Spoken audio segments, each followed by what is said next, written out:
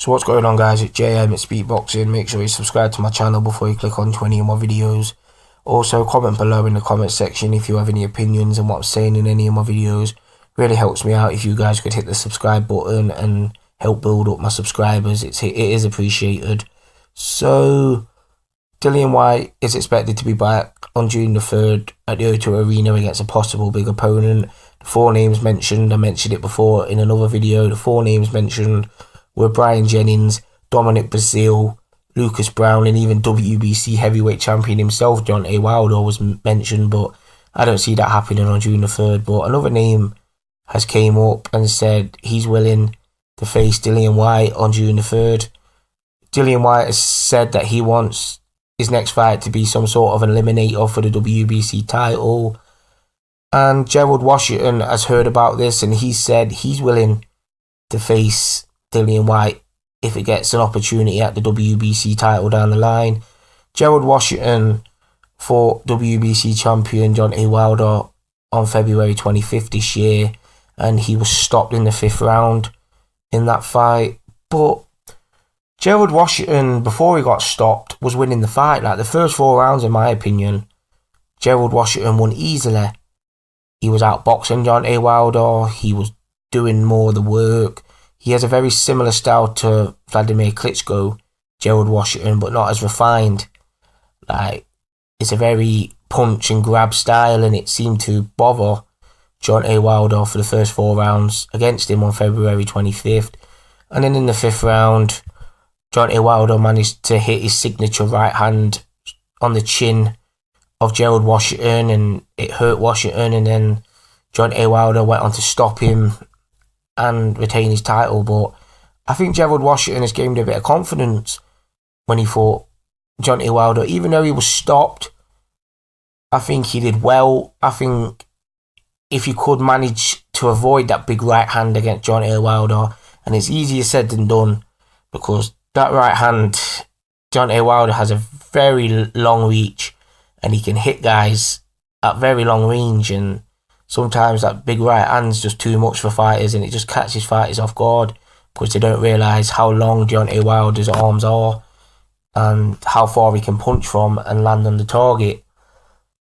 But Washington seemed to really bamboozle Deontay Wilder in there, and I think if he thinks he can somehow get back in the mix and do something different against Wilder, he probably thinks he can beat Deontay Wilder. So yeah, him and Dillain Whyte would be very interested in my opinion, because Dillain Whyte has never faced anyone like Gerald Washington apart from Anthony Joshua, who he lost against, and that was the only opponent.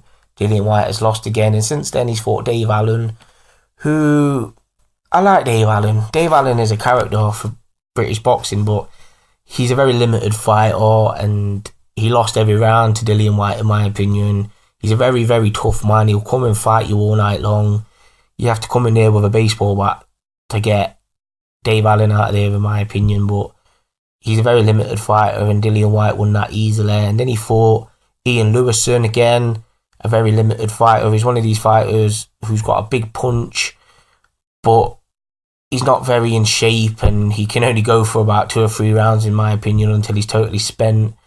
And Dillain Whyte managed to stop him in 10 rounds. And then he fought Derek Chisora, who again has mixed it at a high level, but Derek Chisora is the kind of fighter who likes to come forward, throw clubbing shots. He's not a technical genius in any sense, Derek Chisora. He's just got a very one-dimensional style. He's rough, he's tough, he's strong, and he just likes to come forward and throw clubbing shots at his opponent. And it was a very close fight. A lot of people thought Derek Chisora beat Dillain Whyte. It was probably one of the best British heavyweight fights, or any heavyweight fight I've seen in a long time, because back and forth, both guys were stunning each other left, right and centre, and it was a 12-round war. It was better than the main event, which was Anthony Joshua and Eric Molina, a fight in which Eric Molina didn't land a shot on Anthony Joshua, in my opinion, and then Anthony Joshua totally dismantled him in 3 rounds. So this will be a very tough test for Dillain Whyte, because Gerald Washington can box, he can move, and he's got a very awkward style that would really bug somebody in the ring, especially somebody like Dillain Whyte, who likes to do his own work in there, likes to be at range, landing his shots. But if Gerald Washington's in there spoiling it, because that's what Gerald Washington is, in my opinion, he's the kind of guy who'll land his shots and then he spoils the other guy's work. And I think Gerald Washington would really test Dillian Whyte and could even frustrate him. And that's a very competitive fight, in my opinion. Gerald Washington has recently been sparring Vladimir Klitschko for his upcoming fight with Anthony Joshua on April 29th, and he's saying he's there to gain experience because he didn't really have much of an amateur career. And after that Wilder fight, I think he knew that he needs to work on some parts of his game, and he has a very similar style to Klitschko anyway, so I think sparring against someone like Klitschko will really help him out in establishing his kind of style.